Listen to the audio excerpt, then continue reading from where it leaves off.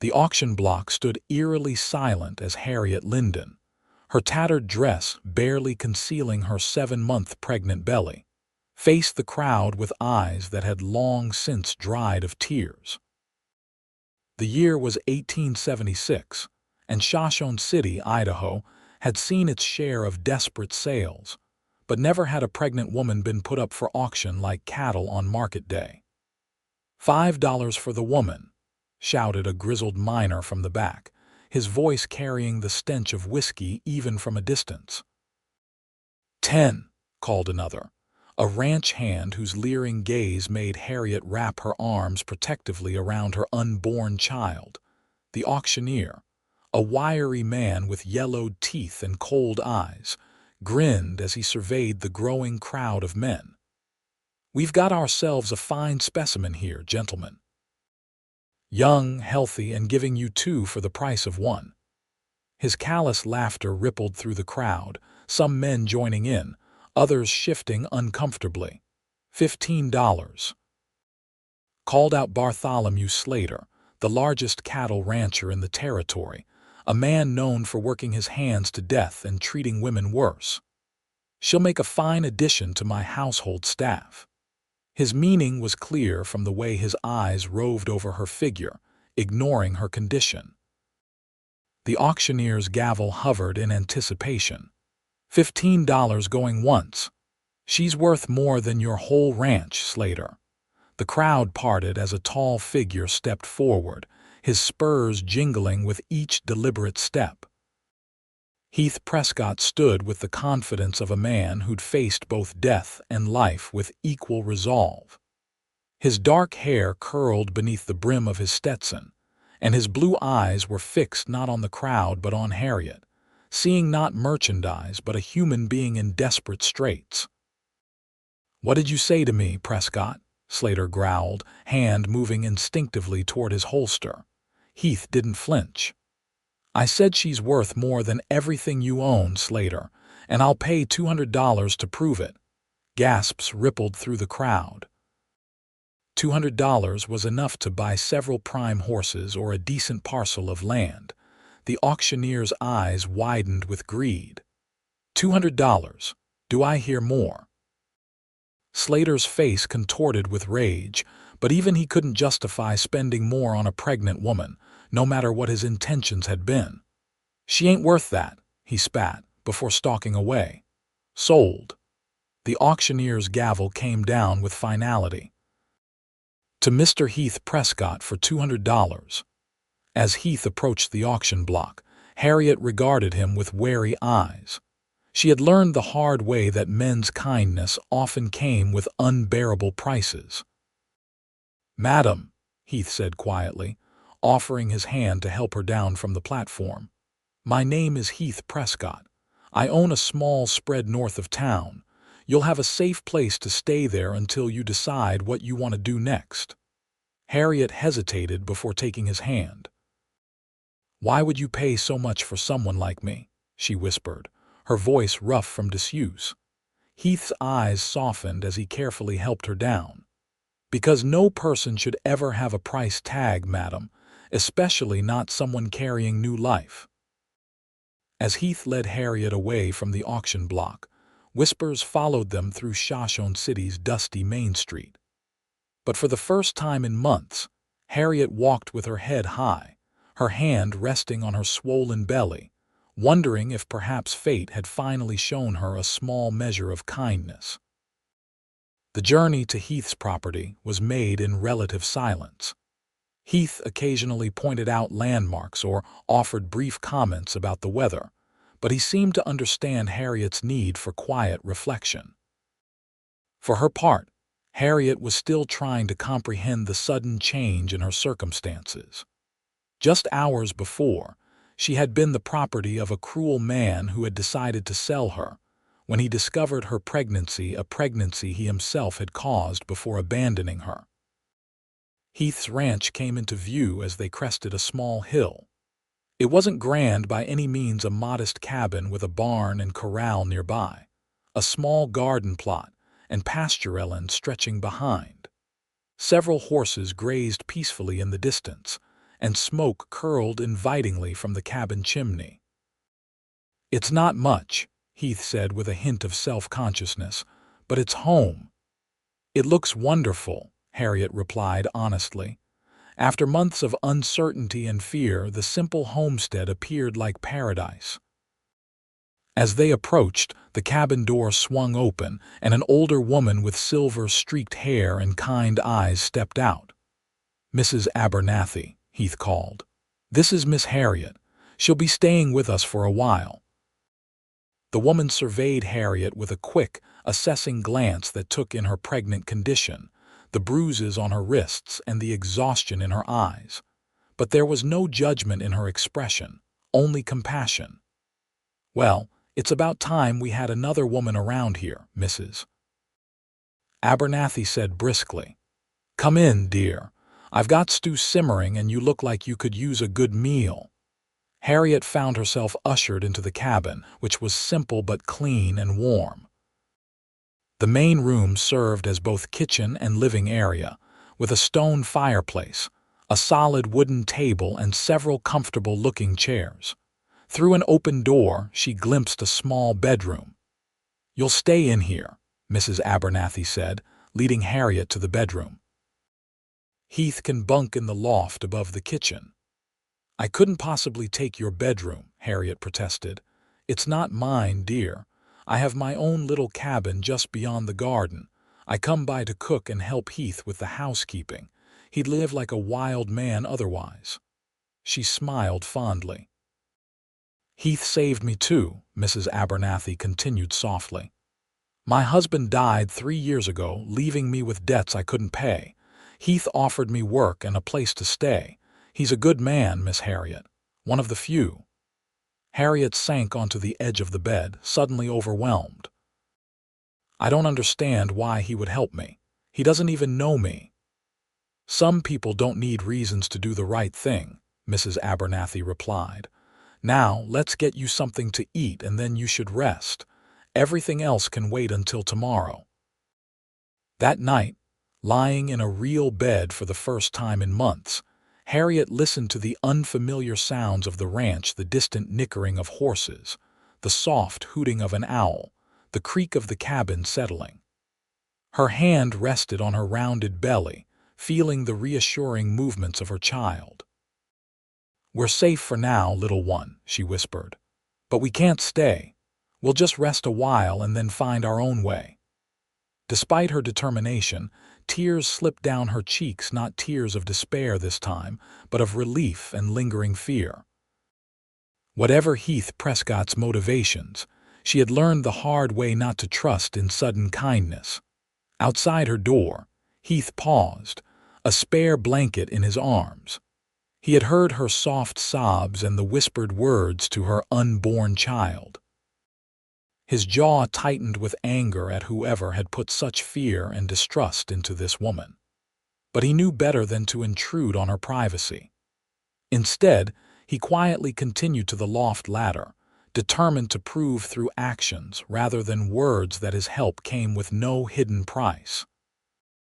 Morning came with the crowing of a rooster and the smell of coffee and bacon. Harriet woke disoriented, momentarily forgetting where she was. The soft bed and clean quilt were far from the hard floor she had grown accustomed to in recent months. A gentle knock at the door brought her fully awake. "Miss Harriet," Mrs. Abernathy called, "breakfast is ready whenever you are. There's fresh water in the pitcher on the dresser, and I've left a dress that might fit you. It was my daughter's before she married and moved to Oregon." "Thank you," Harriet called, her voice still rough with sleep. "I'll be out shortly." The dress was simple but clean and well made, a faded blue cotton that stretched enough to accommodate her pregnancy. Harriet washed her face and hands in the basin, trying to make herself presentable.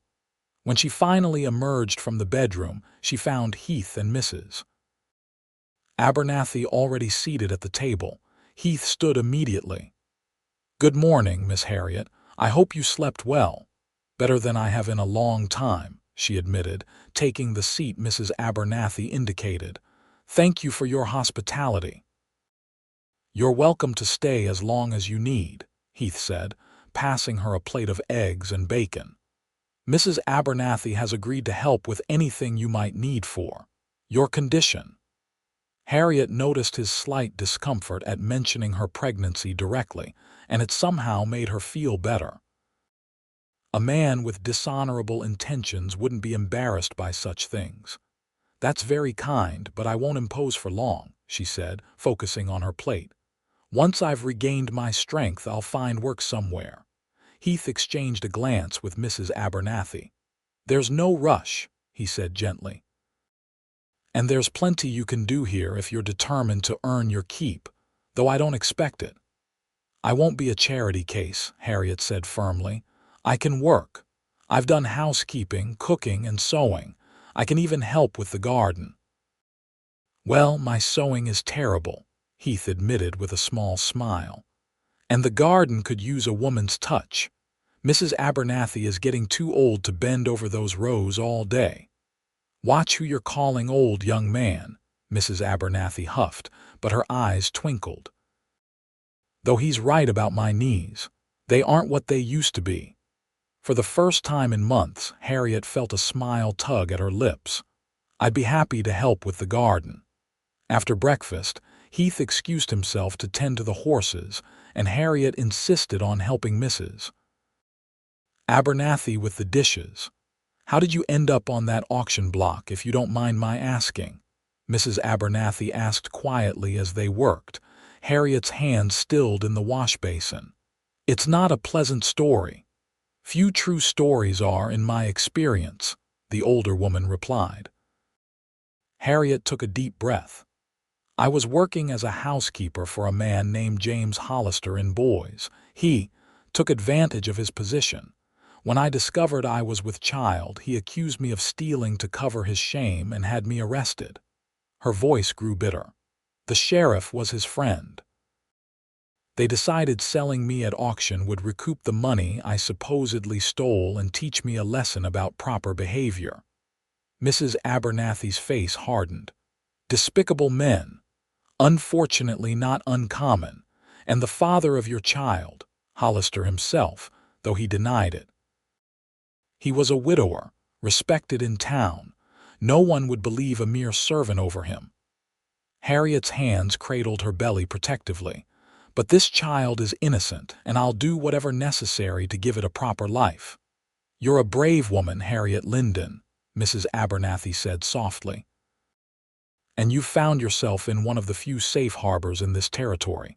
Heath Prescott is as decent a man as I've ever known." "Why would he help someone like me? Spend so much money?" Mrs. Abernathy hesitated. "That's his story to tell if he chooses. But know this, his kindness comes with no expectations. You're truly safe here."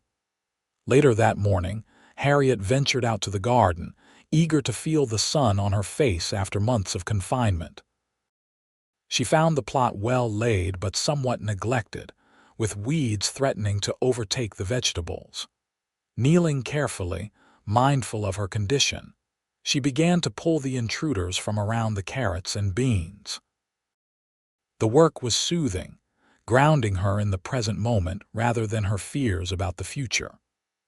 The warm Idaho sun on her back, the feel of rich soil between her fingers, the distant sounds of Heath working with the horses, it all created a sense of peace she had thought lost forever. She was so absorbed in her task that she didn't notice Heath approaching until his shadow fell across the garden row. "You don't have to work so hard your first day here," he said, concern evident in his voice. "The garden's not going anywhere." Harriet sat back on her heels, brushing a strand of hair from her face. "I enjoy it. It helps me think." Heath nodded, understanding in his eyes. "Still, make sure you rest regularly. Mrs. Abernathy would have my hide if she thought I was letting you overexert yourself." "I'll be careful," Harriet promised, then hesitated. "Mr. Prescott, Heath, please, Heath. I need to understand what you expect from me, for my child and me to be safe here." His expression grew serious. "I expect nothing from you, Miss Harriet. Your safety isn't conditional." "But why?" $200 is a fortune to spend on a stranger. Heath was silent for a long moment, his gaze fixed on the distant mountains. I had a sister once, he finally said. Eleanor. She found herself in a situation similar to yours. The man responsible abandoned her, and our father, his jaw tightened. Our father threw her out, said he wouldn't have his family name disgraced. Harriet's heart ached for the pain she heard in his voice. What happened to her? She died, Heath said simply. Along with her baby. They found her body by the river after a winter storm. If I had known, if I had been there instead of off cowboying in Montana. He shook his head. I can't change what happened to Ellie, but when I saw you on that auction block, I thought perhaps I could change what happens to you. Harriet's eyes filled with tears. I'm so sorry about your sister. So am I, Heath replied softly. Every day. He cleared his throat, visibly gathering himself. Anyway, that's why you're here. No conditions, no expectations, just a safe place for as long as you want it. As Heath walked away, Harriet watched him, seeing him truly for the first time not just as her rescuer, but as a man carrying his own burden of grief and regret. In that moment, something shifted in her heart, a tiny crack appearing in the wall of distrust she had built around herself. The days stretched into weeks, and slowly Harriet began to find her place at the Prescott ranch. The garden flourished under her care, providing fresh vegetables for their meals. She took over much of the cooking from Mrs. Abernathy, discovering that Heath had a particular fondness for apple pie. Her sewing skills proved valuable as well, as she mended clothes and even fashioned curtains for the cabin windows from fabric Heath purchased in town. Most evenings were spent on the porch, where Heath would sometimes read aloud from one of his books while Harriet worked on fashioning small garments for her coming baby. Occasionally, he would tell stories of his adventures as a young cowboy, making her laugh with tales of his youthful mistakes. You should have seen me the first time I tried to break a wild Mustang, he said one evening, his eyes crinkling with mirth. I spent more time in the air than on that horse's back. My fellow cowboys laughed themselves silly. But you kept trying, Harriet observed, noticing the quiet determination that seemed central to his character. Always, Heath agreed. My father used to say that falling down isn't failure, staying down is. Your father sounds wise, Harriet said, Heath's expression sobered. In some ways. Not in others. He didn't elaborate, and Harriet didn't press. They each had parts of their past they preferred not to discuss. As her pregnancy progressed, Harriet began to worry more about the approaching birth. One afternoon, as she and Mrs. Abernathy shelled peas on the porch, she finally voiced her concerns. I'm afraid, she admitted quietly. I don't know the first thing about birthing a baby, and the nearest doctor is in town. Mrs. Abernathy patted her hand reassuringly. I've helped birth more babies than I can count, including my own 3. And Heath has already arranged for the doctor to come check on you next week. He's also made sure there will be a way to fetch him quickly when your time comes. Heath did that? Harriet asked, surprised. Of course he did. That man has been fretting about your well-being since the day he brought you here. Haven't you noticed how he's always finding reasons to be nearby when you're working in the garden? Or how he built that comfortable chair specially for you? Harriet had noticed, of course, but had been reluctant to assign any particular meaning to Heath's attentions. Men had ulterior motives in her experience, yet Heath had never once made her uncomfortable or asked for anything in return for his kindness. He's a good man, Harriet conceded. Mrs. Abernathy's knowing look made Harriet blush. He's more than good, dear, and he looks at you when you're not watching. Mrs. Abernathy, that's hardly appropriate. I'm in no position to think of such things. She gestured to her prominent belly. Perhaps not now, the older woman agreed. But babies grow up and hearts heal. Just something to consider. That evening, as they sat on the porch watching the sunset paint the sky in brilliant oranges and purples, Harriet found herself studying Heath covertly. The strong line of his jaw, the way his hands calloused from hard work, still turned the pages of his book with surprising gentleness, the quiet strength in his bearing. He was handsome, certainly, but it was his kindness that truly made him attractive. As if sensing her gaze, Heath looked up from his book. "Something on your mind, Harriet?" She shook her head quickly, embarrassed to be caught staring. "Just thinking about how peaceful it is here." "It is that," he agreed, "though sometimes a bit too quiet for my liking. That's why I keep a few books around good company on long evenings." "What are you reading now?" she asked, genuinely curious. He held up the volume. "Wordsworth, poetry, my mother's favorite." "Would you read some?" Harriet asked, surprised by her own request. Heath hesitated only briefly before beginning to read, his voice taking on a gentle cadence that matched the swaying of the porch swing where Harriet sat. The words washed over her, speaking of nature and beauty and the human heart's capacity for joy. As the light faded and stars began to appear, Harriet felt a sense of contentment she had almost forgotten was possible. When Heath finished reading, a comfortable silence settled between them, broken only by the chirping of crickets and the occasional distant howl of a coyote. "Thank you," Harriet said softly. "That was beautiful. My mother would have liked you," Heath said unexpectedly. "She always said the measure of a person was how they faced adversity. By that standard, you would have impressed her greatly." Before Harriet could respond, she felt a sharp kick from the baby, strong enough to make her gasp. Without thinking, she reached for Heath's hand and placed it on her belly. "Feel," she said simply.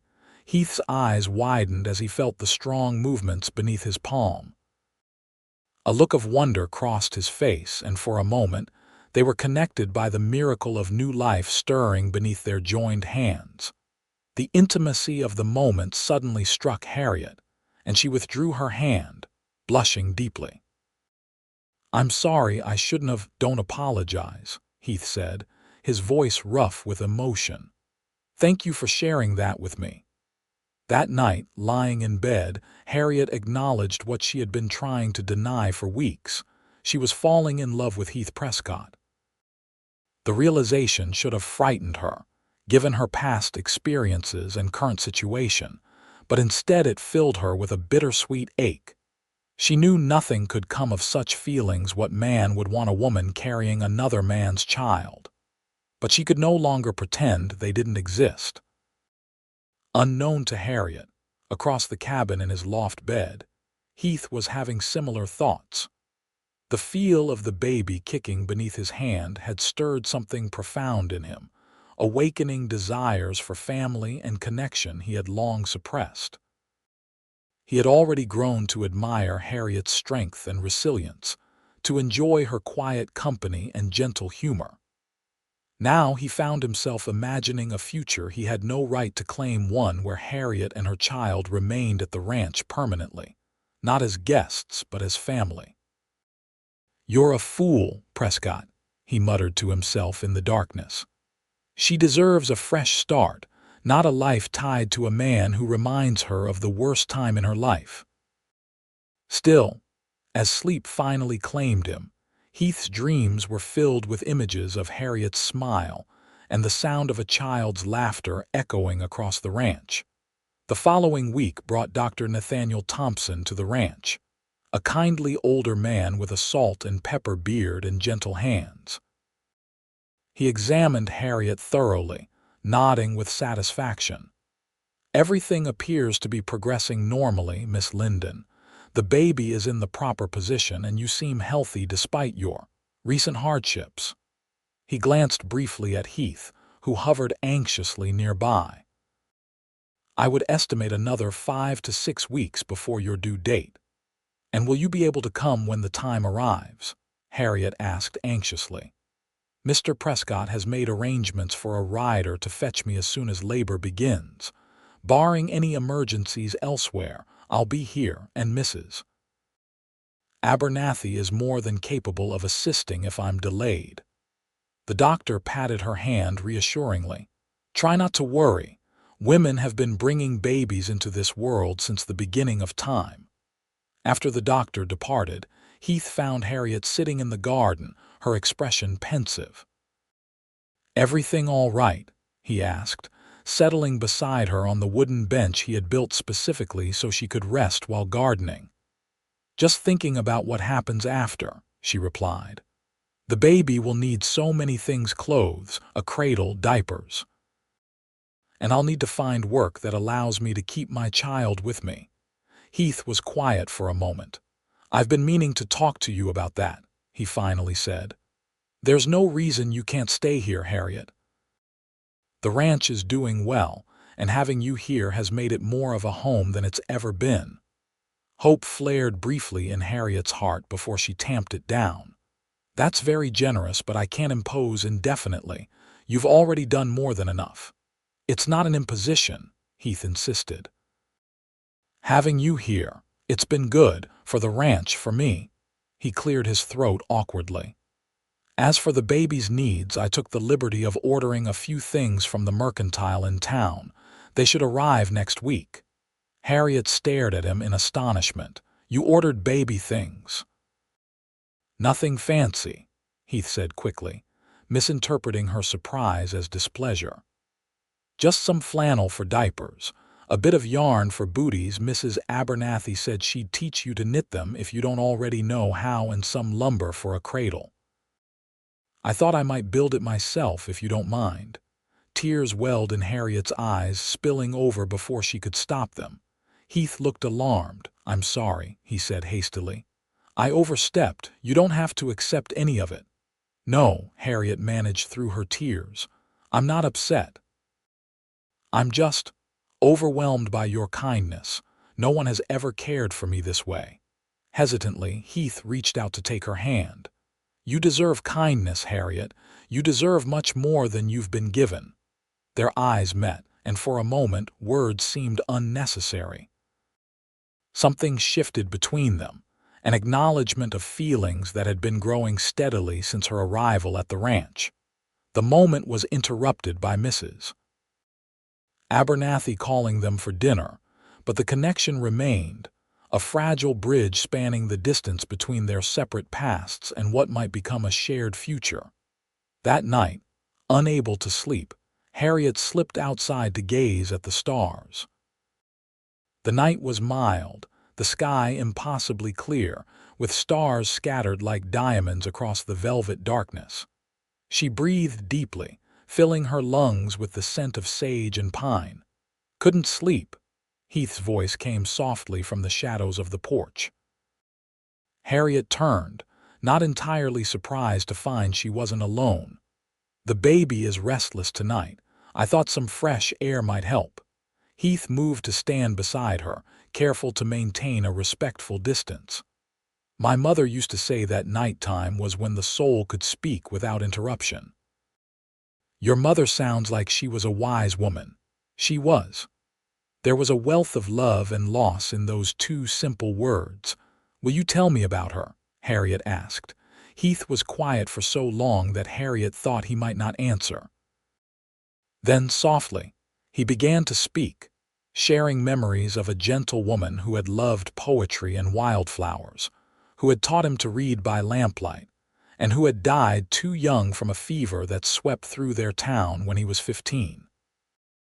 "After she was gone, there was nothing to soften my father's edges," Heath continued. "He was a hard man to begin with, but without her. That's why he dealt so harshly with my sister when she needed him most. He couldn't see past his own rigid sense of propriety to the daughter who was suffering." "And you? What happened between you and your father?" "We had a final falling out after Alina died. I told him her blood was on his hands. He told me never to darken his door again." Heath's voice was matter-of-fact, but Harriet could hear the old pain beneath the words. "I left Texas and never looked back. Worked as a cowhand, a trapper, even tried my luck in the gold fields for a while, eventually saved enough to buy this place. Do you ever regret it? Leaving everything behind, Heath shook his head. The only thing I regret is not being there for Alina when she needed me. That's a weight I'll carry all my days. Impulsively, Harriet reached for his hand. You're helping me in her stead. I think she would be proud of the man you've become. Heath's fingers tightened around hers. I hope so. After a moment, he added, What about you, Harriet? What was your life before everything went wrong? It was Harriet's turn to share, and she found herself telling Heath about her childhood in Philadelphia, her parents who died of influenza when she was 16, leaving her to make her own way in the world. She spoke of coming west as a companion to an elderly woman who passed away in Boise, of taking the housekeeping position with Hollister because it seemed respectable and safe. I was naive, she concluded. Too trusting. I won't make that mistake again. Not all trust is misplaced, Heath said quietly. Some people deserve it. Yes, Harriet agreed, looking up at him. I'm beginning to believe that again. They stood together in the starlight, hands still joined, the unspoken feelings between them growing stronger with each passing moment. When Heath finally walked her back to her door, there was a new understanding between them, a promise of possibilities yet to be explored. The following weeks passed in a blur of preparation for the baby's arrival. True to his word, Heath built a beautiful cradle from polished pine, its rockers perfectly balanced, with delicate carvings of wildflowers adorning the headboard. Mrs. Abernathy taught Harriet to knit, and soon tiny booties and caps accumulated in a special basket by her bed. The bond between Harriet and Heath continued to deepen. They rarely spoke directly of their growing feelings, but they were evident in 1,000 small ways. The brush of hands as they worked together, the lingering glances across the dinner table, the way Heath always seemed to anticipate Harriet's needs before she voiced them. One golden afternoon in late September, as Heath was mending a fence near the garden where Harriet harvested the last of the summer vegetables, a cloud of dust on the horizon signaled approaching riders. Heath's hand instinctively moved to the pistol he wore at his hip. Unexpected visitors were rare, and not always welcome in these parts. Harriet, he called, go inside, please. Something in his tone made her obey without question. From the window, she watched as 3 riders approached the ranch house. Even at a distance, she recognized the bulky silhouette of Bartholomew Slater, the rancher who had bid on her at the auction. Her blood ran cold. Heath stood his ground as the men reined in their horses before him. Though she couldn't hear the exchange, Harriet could see the tension in Heath's posture, the aggressive stance of Slater and his companions. When Slater dismounted and took a threatening step toward Heath, Harriet couldn't bear to stay inside any longer. Despite her advanced pregnancy, she moved as quickly as she could to the porch. Ain't your concern, Prescott, Slater was saying, his voice carrying clearly now. That woman was being sold legal-like to cover her debts. You interfered with a proper transaction. There was nothing proper about it, Heath replied coldly. And Miss Linden is under my protection now. Protection, huh? Slater sneered, eyeing Harriet on the porch. Is that what they're calling it these days? Looks to me like you just wanted her for yourself. Heath's hand tightened on his gun. I suggest you leave my property now, Slater, before this gets ugly. Or what? You'll shoot all 3 of us. One of Slater's companions laughed. Even you ain't that fast, Prescott. He may not be, but I am, Mrs. Abernathy's voice came from the side of the house, where she stood with a shotgun leveled steadily at the intruders. And at this range, I don't need to be particularly accurate to do a lot of damage. Slater's face contorted with fury. This ain't over, Prescott. That woman's got debts to pay, and someone's gonna pay him." He spat on the ground before remounting his horse.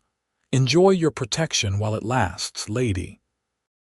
As the riders departed in a cloud of dust, Harriet sagged against the porch railing, suddenly light-headed with fear and the exertion of her hasty exit from the house.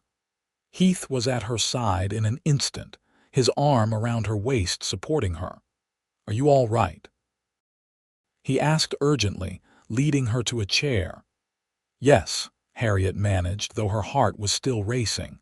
What did they want? After all this time, Heath's expression was grim. Apparently Hollister has been pressuring Slater about the stolen property he failed to recover. "My guess is Hollister's worried about his reputation if word gets out about what really happened." "What can we do?" Harriet whispered, her hand protectively covering her belly.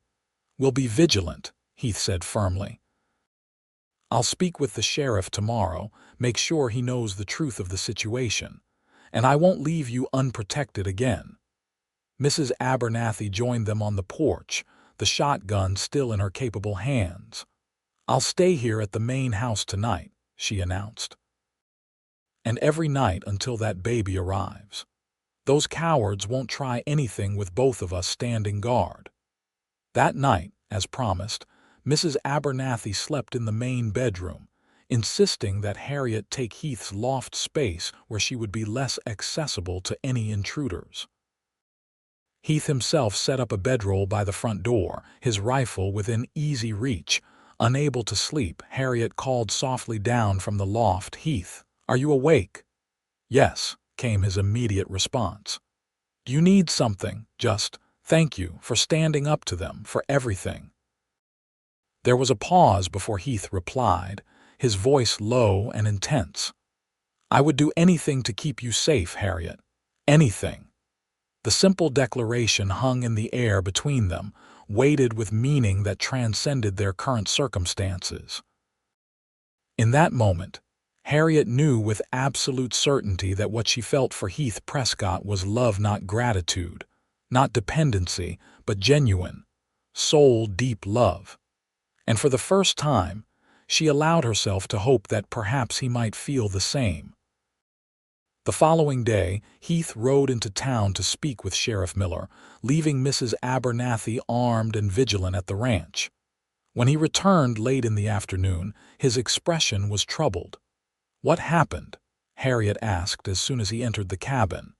"The sheriff was less helpful than I'd hoped," Heath admitted, removing his hat and running a hand through his hair in frustration. "He claims it's a civil matter, not criminal.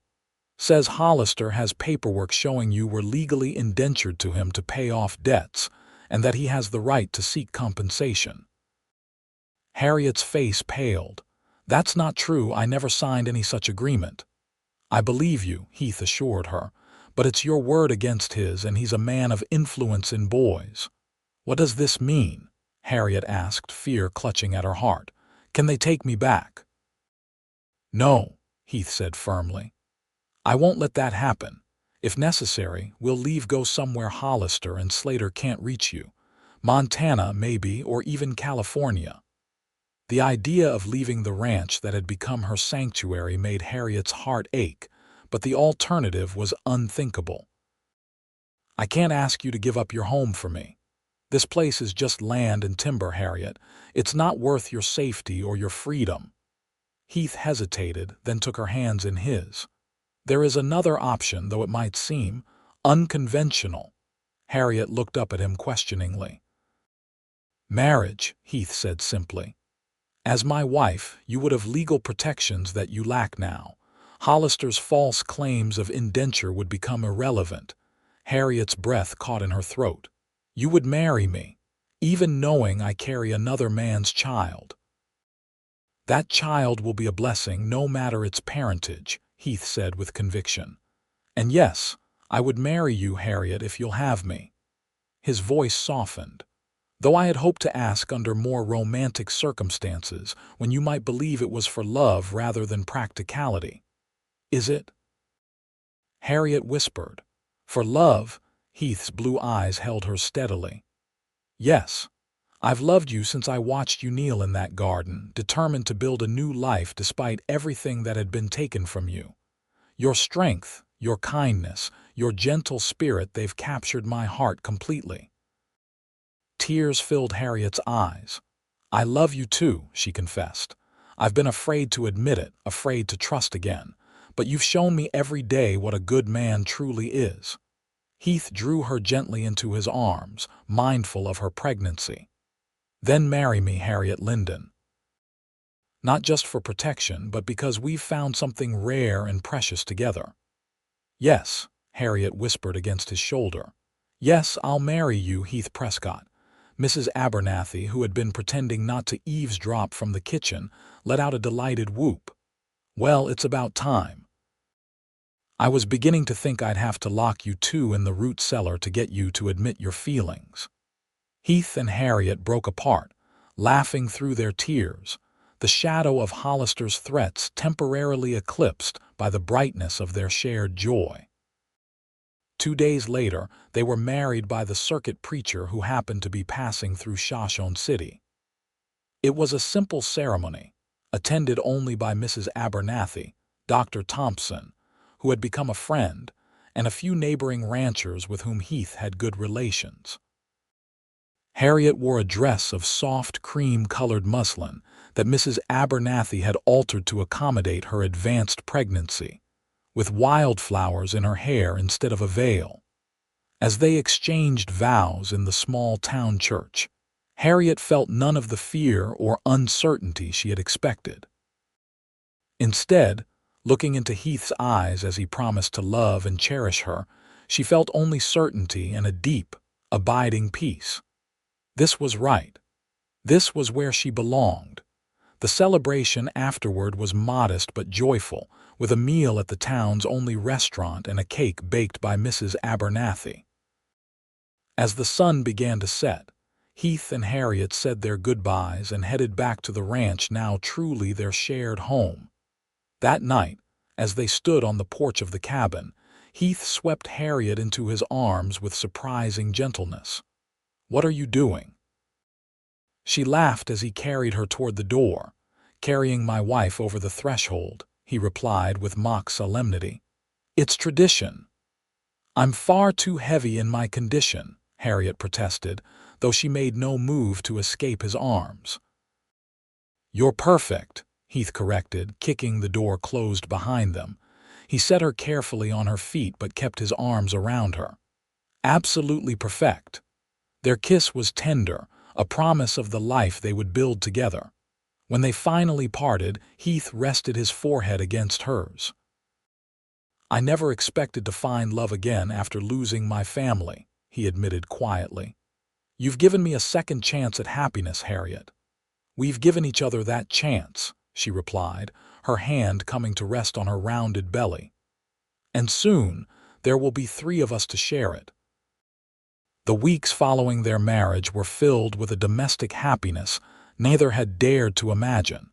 Heath insisted that Harriet rest more as her due date approached, taking on many of her usual tasks himself. Mrs. Abernathy continued to stay in her cabin on the property, but gave the newlyweds their privacy, coming by only during the day to help with cooking and preparation for the baby. Heath threw himself into finalizing the nursery, a small room adjoining their bedroom that had once been used for storage. He painted the walls a soft yellow, hung curtains Harriet had sewn, and positioned the cradle he had built where the morning sun would warm it. "It's beautiful," Harriet said as she stood in the doorway, watching Heath arrange a small bookshelf. "Our baby will be the most fortunate child in Idaho territory." Heath smiled at the way she said "our baby," his heart swelling with love for this woman and the child he already considered his own. "I hope so. I want to give you both everything you deserve." "We already have everything we need," Harriet assured him, crossing the room to wrap her arms around him as best she could with her protruding belly between them. Their peaceful interlude was interrupted one crisp October morning when the sound of approaching horses once again broke the stillness of the ranch. This time, however, it was clear from the number of riders that this was more than Slater and his cronies. Heath, who had been repairing a bridle on the porch, stood quickly. "Harriet, inside," he called, his voice urgent but controlled. Harriet, now in her 9th month and moving slowly, obeyed without question, watching anxiously through the window as at least 10 riders approached, led by Bartholomew Slater and another man she recognized with a jolt of fear. James Hollister. Heath stood his ground, hand resting casually near his holster as the group reined in before the cabin. Harriet could see Mrs. Abernathy emerging from her cabin, shotgun in hand, taking a position where she could cover Heath if necessary. "Prescott," Hollister called, his voice carrying the arrogance of a man accustomed to authority. "I've come for what's mine." "There's nothing here that belongs to you, Hollister," Heath replied evenly. "I suggest you turn around and head back to Boys." Hollister dismounted, as did several of the other men, including, Harriet noted with growing alarm, Sheriff Johnson from Boys. This was no random raid. This was an attempt at legal action. "I have papers proving that woman," Hollister pointed toward the cabin, "is legally bound to me for another year of service to pay her debts. She ran away, stole from me, and I want her returned." "Miss Linden is no longer here," Heath said, the lie coming easily to protect Harriet. "And those papers are forgeries, as I suspect you know very well." Sheriff Johnson stepped forward, looking uncomfortable but determined. "Mr. Prescott, I have a warrant to search these premises for the woman in question. I'd prefer to do this peacefully." "She's not here to be found," Heath insisted. "And even if she were, she's now Mrs. Prescott, my lawfully wedded wife, not subject to any so-called indenture." Hollister's face contorted with rage. "You married my whore." Heath's hand moved to his gun, his expression deadly. "Choose your next words very carefully, Hollister. That's my wife you're speaking of." The tension was broken by a cry from inside the cabin, Harriet's voice, high and pained. Without thinking, Heath turned toward the sound, his concern for Harriet overriding everything else. "Sounds like she is here after all," Slater said with satisfaction, nodding to his men. "Search the house." "No." Heath drew his gun, but he was outnumbered with weapons already trained on him. "She's in labor. She needs a doctor, not harassment." Sheriff Johnson hesitated, clearly conflicted. "Labor, the woman's with child." "Yes," Heath said urgently. "Her time has come early. Please, whatever dispute exists can wait. Let me get her to a doctor." Another cry from inside the cabin underscored his plea. The sheriff looked from Heath to Hollister, then made a decision. "Stand down, men. No woman in labor is going anywhere except to medical attention." "This is absurd," Hollister protested. "She's faking to avoid justice." "No woman fakes the pains of childbirth that convincingly," the sheriff said firmly. "I've got 3 children of my own. I know the sound." He turned to Heath. "Get your wife what she needs, Prescott. But this matter isn't settled. Once the child is safely delivered, we'll need to resolve the legal issues." Heath didn't waste time arguing. He rushed into the cabin, finding Harriet leaning against the table, her face contorted with pain, a puddle of fluid at her feet. "The baby's coming," she gasped. "My water broke when I heard Hollister's voice. The shock, I think. It's all right," Heath assured her, helping her to the bedroom. "Mrs. Abernathy," he called. "Harriet's in labor." The older woman was already hurrying toward the cabin, having assessed the situation outside. "I'll tend to her. You ride for the doctor, quick as you can." Heath hesitated, torn between staying with Harriet and the need for medical help. "Hollister and his men are still out there. They won't interfere with a birthing," Mrs. Abernathy said confidently. "Not with the sheriff watching. Now go. This baby won't wait for indecision." With a last kiss to Harriet's forehead, Heath rushed out. The men were still gathered in the yard, but the sheriff motioned for them to let Heath pass. "Where's he going?" Hollister demanded. "For the doctor, you fool," Sheriff Johnson replied. "Unless you want the death of a mother and child on your conscience." Harriet's labor progressed rapidly, the stress of the confrontation seemingly accelerating what might otherwise have been a longer process. Mrs. Abernathy moved with practiced efficiency, preparing clean cloths, boiling water, and offering words of encouragement as Harriet weathered each contraction. "You're doing beautifully, dear," the older woman assured her. "Women have been bringing babies into this world since time began, and you're strong." "Heath," Harriet gasped between contractions. "Will he be back in time?" "If that man has to ride his horse to death, he'll be here," Mrs. Abernathy said confidently. But this little one might not wait for father or doctor. Outside, the tense standoff continued. Most of the men had dismounted but remained near their horses, watching the cabin warily.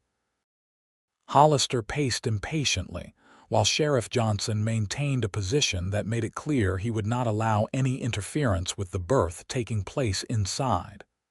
"This changes nothing," Hollister insisted. "That woman still owes me a year of service, legally contracted." "We'll see about that," the sheriff replied noncommittally.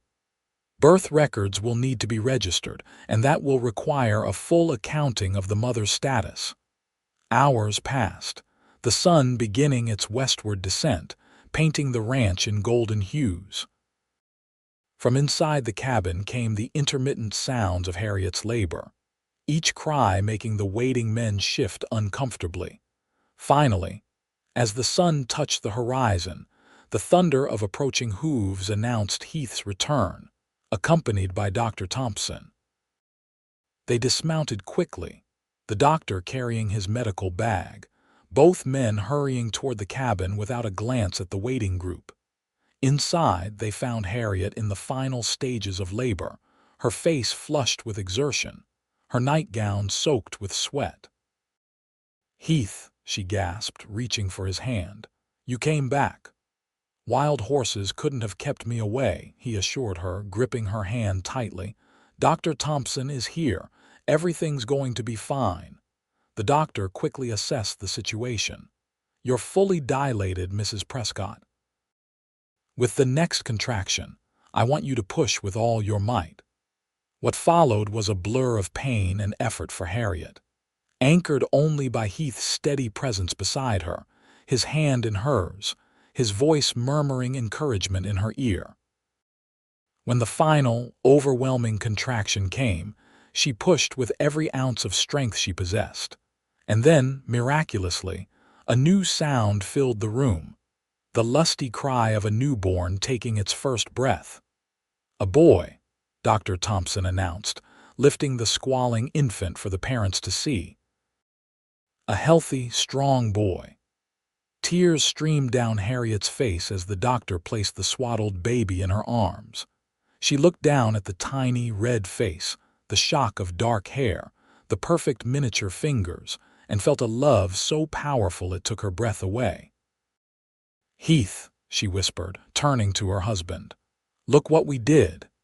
Heath's eyes were wet as he gazed at the child, this miracle who might not share his blood but was already completely his in heart. "He's perfect," he said, voice rough with emotion. "Absolutely perfect." As the new family shared this precious moment, a commotion outside broke the spell. Raised voices, the sound of a scuffle, then a gunshot. Heath was on his feet instantly, moving to the window. In the fading light, he could see Sheriff Johnson restraining Hollister, whose face was contorted with rage. One of Slater's men lay on the ground, clutching his arm where the sheriff's bullet had grazed him. "What happened?" Harriet asked fearfully, instinctively cradling her newborn closer. "It seems Hollister tried to force his way in," Heath said grimly. The sheriff stopped him. Dr. Thompson moved to the window to assess the situation. "I should see to that wounded man. Mrs. Abernathy, can you continue here? The older woman nodded, already helping Harriet with the afterbirth. We'll be fine. Go. As the doctor exited, Sheriff Johnson's authoritative voice carried clearly through the open window. James Hollister, I'm placing you under arrest for attempted breaking and entering and for presenting falsified legal documents. What? This is outrageous. Hollister sputtered. I have every right. No, sir, you do not, the sheriff interrupted firmly. While Dr. Thompson was attending Mrs. Prescott, I took the liberty of examining your so-called indenture papers more carefully. They're forgeries, and poor ones at that. The county clerk's seal is outdated by 2 years. Heath moved to the door, watching as the sheriff handcuffed a protesting Hollister.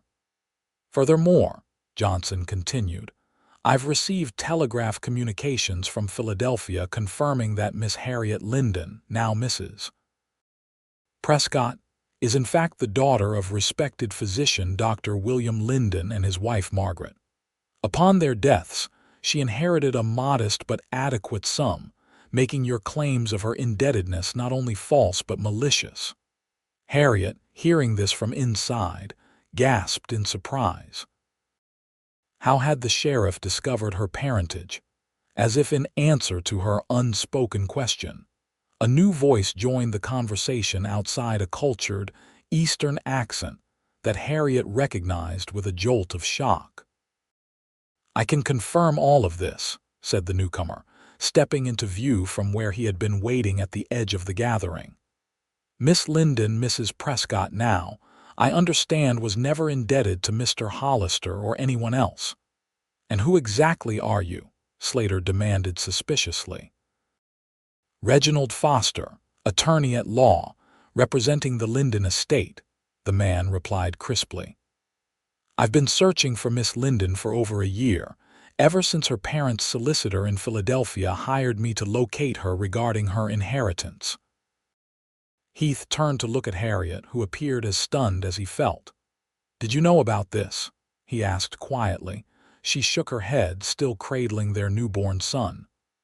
I knew my parents left me something, but with the chaos of the epidemic, I never received any formal notification. I assumed it was just the house, which had to be sold to pay for their medical care. Outside, the confrontation was concluding. Hollister, now thoroughly defeated, was being led away by the sheriff and his deputy who had accompanied the group. Slater and his men, seeing their ally removed and their plan thwarted, began to mount up. This isn't over, Prescott, Slater called as a parting shot. That water rights dispute is still pending. One battle at a time, Slater, Heath replied evenly. One battle at a time. As the unwanted visitors departed, Mr. Foster approached Heath, hat in hand. Mr. Prescott, I apologize for arriving under such dramatic circumstances. I've been tracking Mrs. Prescott's whereabouts for some time, following rumors and reports. When I heard in Boys about Hollister's claims and his plan to reclaim her, I joined the sheriff's party to ensure justice was done. You have my gratitude, Heath said sincerely, shaking the attorney's hand. Would you like to meet Mrs. Prescott and our newborn son? Foster's eyes lit up. It would be an honor. Inside, Harriet was propped up in bed, the baby sleeping peacefully in her arms, Mrs. Abernathy hovering protectively nearby. She looked up as Heath entered with the stranger. Harriet, this is Mr. Reginald Foster, an attorney representing your parents' estate, Heath explained. It seems you have an inheritance after all. Foster stepped forward, bowing slightly. Mrs. Prescott, please accept my heartfelt congratulations on your marriage and the birth of your son. And please also accept my deep apologies for the delay in locating you. Your parents' solicitor in Philadelphia has been most concerned. I had no idea anyone was looking for me, Harriet said, still trying to absorb this unexpected development. After my parents died, I was alone. When Mrs. Whitmore offered to bring me west as her companion. It seemed like a chance for a fresh start. Understandable, Foster nodded. However, your parents left you not only their house but also a significant investment portfolio that has continued to grow in your absence. You are, in fact, a woman of independent means. Harriet looked at Heath, a range of emotions crossing her face: surprise, relief, and something like uncertainty. This changes things, she said softly. Heath moved to sit beside her on the bed, taking her hand in his. It changes nothing that matters, he said firmly. You're my wife. This is our son. Whether you're penniless or the richest woman in Idaho territory makes no difference to me. Tears filled Harriet's eyes. I know, she whispered. That's why I love you. Mr. Foster cleared his throat discreetly. I'll leave you to your family time and return tomorrow to discuss the details of your inheritance, if that's acceptable. The sheriff has asked me to inform you that Mr. Hollister will be facing charges of fraud and attempted unlawful imprisonment. You may be asked to testify, but not until you've fully recovered. Thank you, Mr. Foster, Heath said, rising to show the attorney out. We appreciate everything you've done. When Heath returned to the bedroom, he found Harriet gazing down at their sleeping son, a look of wonder on her face. It seems our lives keep taking unexpected turns, she said softly. Heath settled beside her, his arm around her shoulders, his other hand gently stroking the baby's downy head. As long as they bring us closer together, I welcome every one of them. What shall we name him? Harriet asked, leaning into her husband's embrace. Heath considered for a moment. William, after your father. Harriet's eyes filled with tears. William Heath Prescott, she amended, a name to be proud of. As twilight deepened into night, the little family remained together in the warm sanctuary of their bedroom, the trials of the day fading before the miracle of new life and the promise of a future, secured not just by unexpected inheritance, but by the stronger currency of love.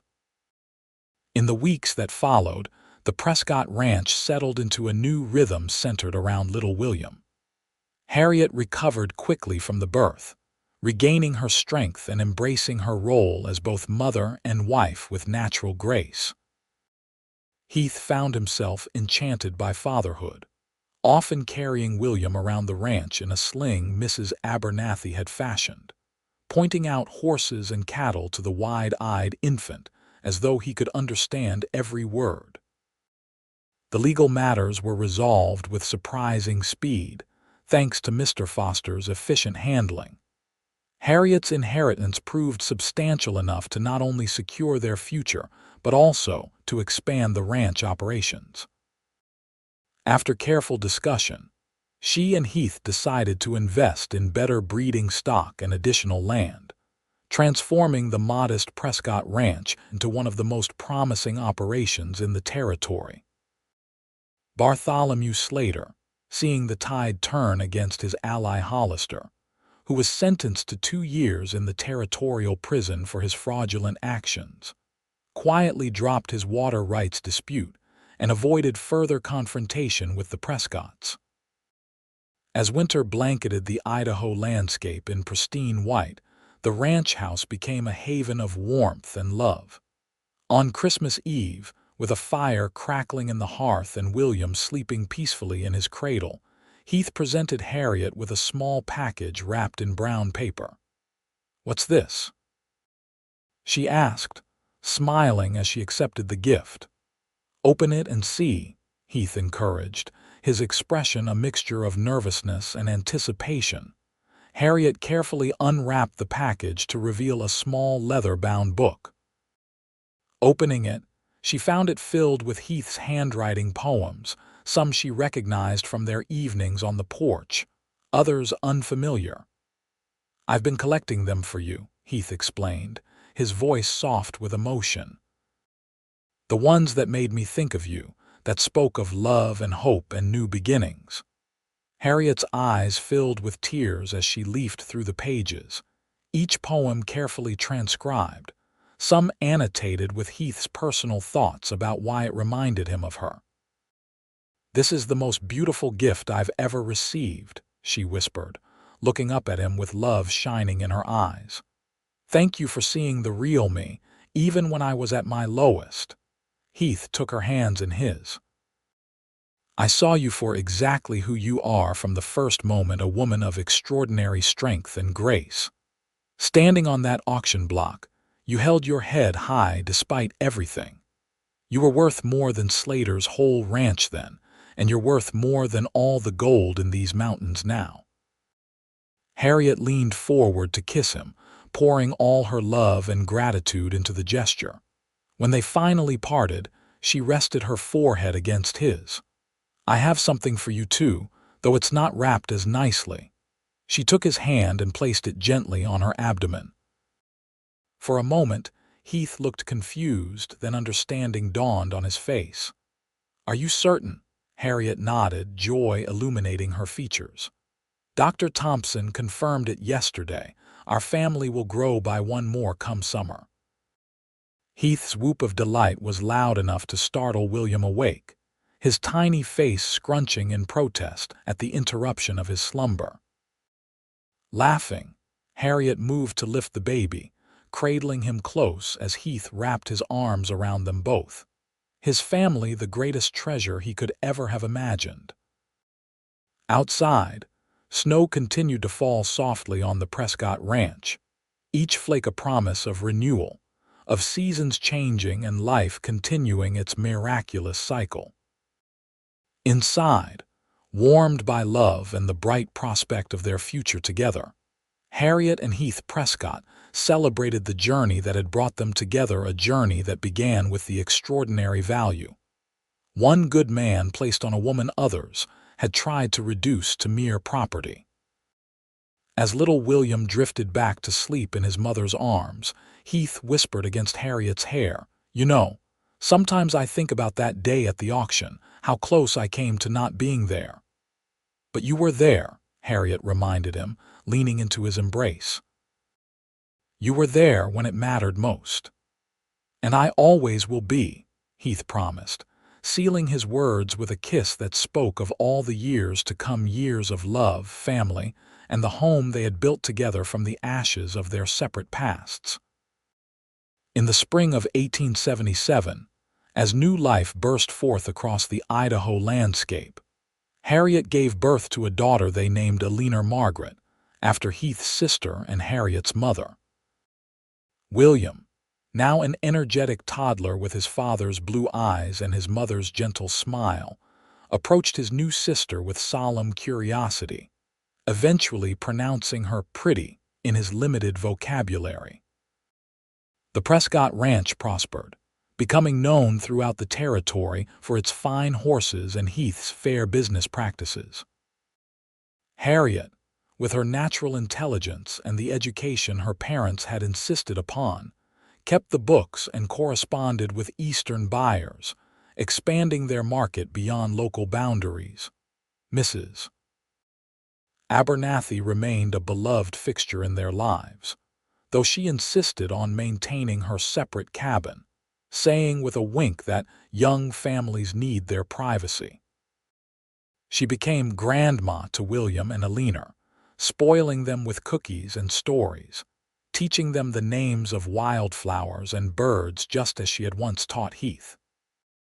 Over the years, their family grew again with the birth of twins, Thomas and James, in 1880, ensuring the Prescott Ranch would have no shortage of helping hands as the children matured. The house expanded too, with new rooms added to accommodate the growing family, yet it maintained the warmth and welcoming spirit that had characterized it from the beginning. Harriet never forgot the dark days before Heath found her, but neither did she allow them to shadow the bright future they had built together. Sometimes, on quiet evenings when the children were asleep and they sat together on the porch watching the stars, she would take Heath's hand and simply say, "Thank you for seeing my worth." And Heath would always reply, with the unwavering certainty that had marked that fateful day at the auction. "You were always priceless, Harriet. I just happened to be the lucky man who recognized it first." In time, Shoshone City grew from a rough frontier settlement into a proper town, with a school where the Prescott children received their initial education. Before being sent east for advanced studies opportunities, Harriet and Heath were determined their children would have. Yet no matter how far they traveled, the Prescott offspring always returned to the ranch that remained the heart of their family identity. William, the eldest, eventually followed in his mother's father's footsteps, studying medicine and returning to establish Shoshone City's first proper hospital.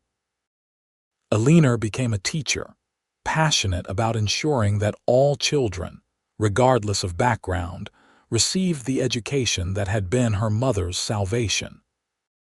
The twins, with their father's love of the land, took over the daily operations of the ranch, expanding it into one of the most successful in the state.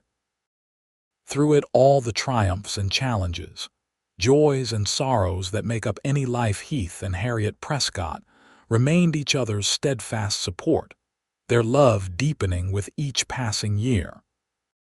The story of how they met became family legend, told and retold at gatherings, a testament to the fact that true value is never measured in dollars but in dignity, courage, and the capacity for love. And on their 50th wedding anniversary, surrounded by children, grandchildren, and the community that had grown up around them, Heath took Harriet's hand, now gnarled with age but still strong, and whispered the words that had changed both their lives. "You're worth more than any ranch, Harriet Prescott. You always have been, and you always will be."